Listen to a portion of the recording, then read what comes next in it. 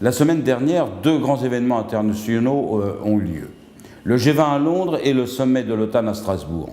Deux organisations qui, depuis leur création, sont des instruments du système capitaliste, celui-là même qui est en crise aujourd'hui.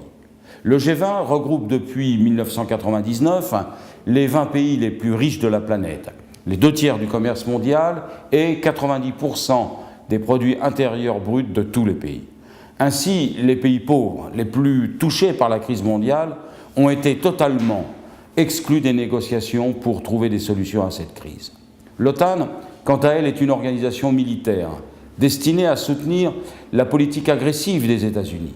Ce n'est pas, comme l'a déclaré Nicolas Sarkozy à Strasbourg, une force de paix. Elle a été à l'origine de tous les conflits de ces dernières années, en Bosnie-Herzégovine, au Kosovo, en Afghanistan ou en Irak, et tant d'autres conflits armés.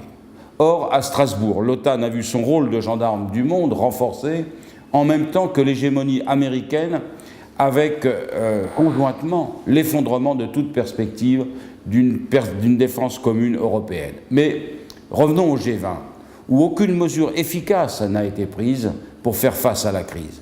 Lutter réellement contre les paradis fiscaux, contre l'accaparement et le gaspillage par quelques privilégiés d'immenses richesses. Aucun instrument de taxation des transactions financières n'a été mis en place. Et M. Sarkozy, qui avait promis de se fâcher tout rouge, est resté le bon élève de la classe des nantis, ceux-là même qui ont encore octroyé 1100 milliards de dollars au FMI, à la Banque mondiale, à l'OMC, au Fonds de stabilisation financière, c'est-à-dire les mêmes organismes qui prônent toujours plus de libéralisation, la fin des services publics, les privatisations, la réduction du nombre de fonctionnaires et qui poussent les pays les plus pauvres dans le gouffre d'une misère sans fond.